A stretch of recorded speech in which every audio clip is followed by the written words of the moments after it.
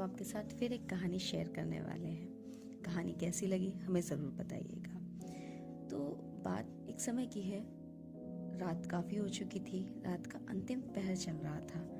एक अघोरी शमशान पहुंचा, वहाँ पर कुछ चिताएं जल रही थी, कुछ अधजली थी और कुछ बुझी थी। उसने एक बुझी चिता की भस्म पर जैसे ही आसन लगाया, एक प्रेत ने आकर उसे पकड़ लिया और बोला कि मैं विज्ञान का छात्र था, मैंने जीवन पर्यंत विज्ञान को पढ़ा, समझा और उसे अपने जीवन से जोड़ा भी। पर जीवन के इस समय में, उत्तरार्ध में, मैं तुम्हारे पुराणों के अजीब अजीब किस्से कहानियां सुनता हूँ और ये किस्से कहानियां मुझे बहुत ही ज्यादा भ्रमित करते हैं। यदि तुम मुझे इन पौराणिक कथाओं की सार्थकता नहीं समझा सके तो मैं तुम्हें इसी चिता की भस्म में मिला दूंगा। अघोरी बोला, एक कहानी सुनो, मैं तुम्हें कुछ समझाना चाहता हूँ। तो कहानी ऐसी है कि एक राजा थे, उनका नाम था रैवतक।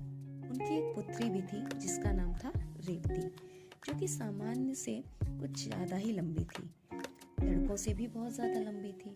राजा उसके लिए बहुत सारे वर खोज रहे थे। उन्होंने अपने दूतों को देश विदेश भेजा, लेकिन कहीं उनको अपनी कन्या के सुयोग्य वर न मिला। वो बहुत ज्यादा परेशान रहने लगे। थक हार कर राजा योग बल के माध्यम से अपनी पुत्री को लेकर ब्रह्मलोक पहुंचे। तब वहां पर एक समारोह चल रहा था।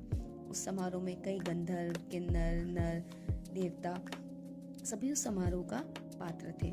राजा ने समारोह के समाप्त होने की प्रतीक्षा की। वह समारोह के उपरांत ब्रह्मा जी से मिले।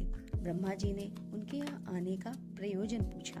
तब राजा रुष्ट होकर बोले कि मेरी पुत्री के लिए तो आपने वर को बनाया ही नहीं है, अब मेरी पुत्री का विवाह कैसे होगा। तब ब्रह्मा जी मंद मंद मुस्कुराए और बोले, जब तुम पृथ्वी पर थे तब तक तो नहीं, पर जिस कालावधि में तुमने यहाँ पर खड़ा होकर इस समारोह का आनंद लिया है, उतनी ही अवधि में मैंने 27 चतुर्युग बिता दिए होंगे।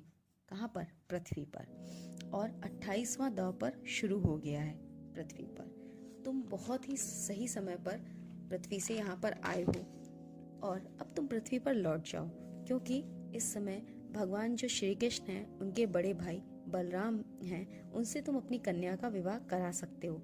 और अच्छा ही हुआ कि तुम अपनी पुत्री को भी यहाँ साथ ले आए हो, तो उसकी भी आयु नहीं बढ़ी होगी। अब मैं तुम्हें इसका साइंटिफिक मेथड बताता हूँ कि अघोरी ने उस प्रेत से कहा कि चलो अब मैं तुम्हारी भाषा में इसे समझाता हूँ कैसे करते हैं। आर्थर सी क्लार्क नाम के एक वैज्ञानिक थे। उन्होंने आइंस्टाइन की बुक रिलेटिविटी थ्योरी पर एक और बुक लिखी जिसका नेम था a man in the space, जिसमें उन्होंने लिखा है कि यदि कोई व्यक्ति जिसकी आयु 10 वर्ष है, प्रकाश की गति वाले यान में बैठकर गैलेक्सी का एक पूरा चक्कर लगाता है और पूरा चक्कर लगाने के बाद वापस आ जाता है, तो उसकी एज 10 से केवल 66 साल की होगी। और अर्थ पर, मतलब पृथ्वी पर जो लोग रह रहे होंगे, या पृथ्वी की आयु की बात करें तो पृथ्वी 40 लाख साल पूरे कर चुकी होगी। ये आइंस्टाइन की टाइम डायलेशन थ्योरी है।